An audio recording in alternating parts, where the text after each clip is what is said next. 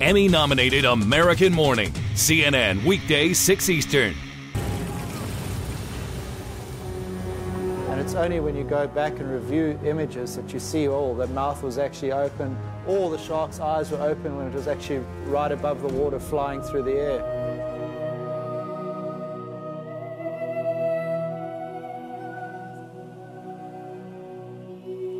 It's also interesting, within a split second, how the sharks are able to reject the decoy. They know almost the moment it touches their teeth that it's not the real food item and will spit out the decoy with a tremendous whoosh of water. Wow, now there's an ambush. Yeah, those are the type of games you don't really think you want to play with a great white shark. No, a pretty amazing look at a great white. The clip, part of the Discovery Channel Shark Week program. We should mention that was not a real seal. It was a seal decoy that was being towed behind a boat. Right. Well, some are calling this the summer of the sharks. Great whites have been spotted much closer to shore on Cape Cod and in New Jersey and in other places actually up and down the East Coast. But it's been forcing some beaches to close. Andy Dehart is a marine biologist and a shark advisor for the Discovery Channel. He joins us this morning from Baltimore. Thanks for being with us. Good morning. How are you guys? I know you're not terrified of sharks. I personally am terrified of sharks, but it's nice to know that they can tell instantaneously that's not the prey they want and spit it back out. Hopefully, if I ever encounter a shark, they'll know to spit me out. But what's been going on in Chatham, Massachusetts right now, where we've seen in some places 5 miles of beach closed because of how close these great whites are? Certainly the biggest factor here is we've done a great job of saving our seal populations in that area. We really diminished those seal populations over time, and they're making a comeback. As they make a comeback, the great whites that feed on those guys are going to start coming back as well. But it certainly makes people very scared, but it's not that scary. Andy, you say, though, that the great whites off the coast of Massachusetts could be a little bit more dangerous to humans who go out there and swim in the water than when they're wintering down in Florida because of the type of food that they're eating. How is that? We know the great whites change their diet pretty regularly. In the United States, in the winter months, they're more on a fish diet. And then in the summer months, when the seal population is out, here on the East Coast, that's when they're more feeding on marine mammals. And obviously, for us swimming at the beach, if you're around marine mammals, it's best to kind of move on to a different beach. Right, so bottom line, you're saying we look and act more like seals in the water than we do fish. Generally speaking, sharks can tell what their normal prey items are, but we believe that most of the attacks that do happen, attacks are very rare, less than about 100 attacks per year worldwide. Last year there were only 61 attacks, but we do believe that these attacks are generally cases of mistaken identity where a shark confuses us with its normal prey. Right. Well, you have Shark Week going on the Discovery Channel right now, and it really fascinates so many people. I mean, what is it about this animal that most of us will rarely actually see in person unless we are at an aquarium that has us all so riveted?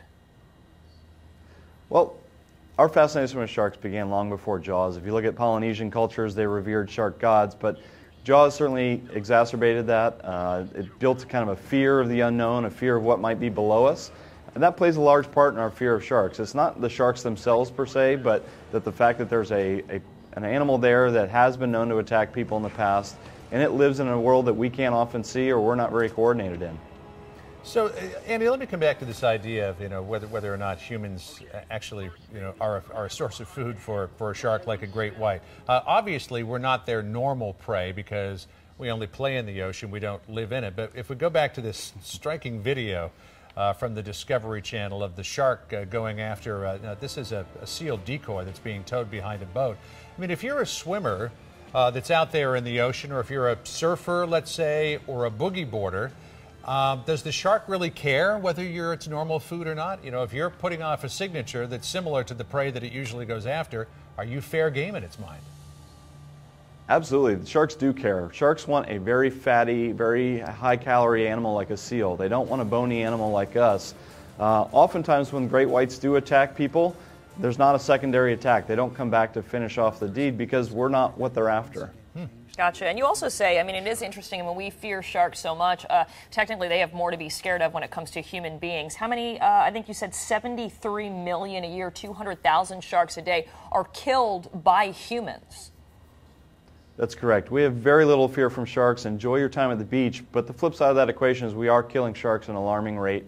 73 million a year, and that's mainly in targeted fisheries for their fins. Their fins are extremely valuable. There's a practice called finning where fishermen bring the sharks on board, cut the fins off the still living shark, and the shark is dumped living into the ocean to essentially suffocate. So we're trying to close that practice through an act called the Shark Conservation Act that's up for review in the Senate right now in the United States. Yeah, I mean, no question that's just an unbelievably inhumane practice. You know, it's Discovery Channel's Shark Week episode last night, you talked with the survivors of shark attacks. There was another attack yesterday off of Jacksonville, Florida. A woman was in about 3 to 4 feet of water, saw a shark, small shark, it was about 3 or 4 feet long, coming right at her. She put her arm out, and the shark pretty much shredded her arm. But you've got some pointers for folks this morning on what to do if they find themselves in a situation. There is a way to try to avoid being attacked. Well, certainly. Well, first and foremost, with all my experience with shark attack victims, I would say overall they're very great people. They understand that they were in the shark's world. The shark's not really at fault here. It's just wrong place, wrong time, wrong conditions. But there are some things we can avoid. Avoid swimming at dusk and dawn. These are peak shark feeding times. If there's a lot of bait fish in the area, we have to understand that the sharks are going to come in and feed on those bait fish. So get out of the water, wait on the beach, wait for that bait ball to go past. If you're on the west coast of our country, avoid areas where there's lots of marine mammals like seals and sea lions. Mm-hmm. And you also say that if you do encounter a shark, you should not flail, which would be your first reaction, especially if you're scared. You do the backstroke, and you said slowly, but also maintain eye contact. Why? Biggest thing is making sure that you know where that shark is. If you can see it, keep your eyes on it, because that way you're going to know where it's coming from, and you can present yourself as a larger target, or you can fend yourself off.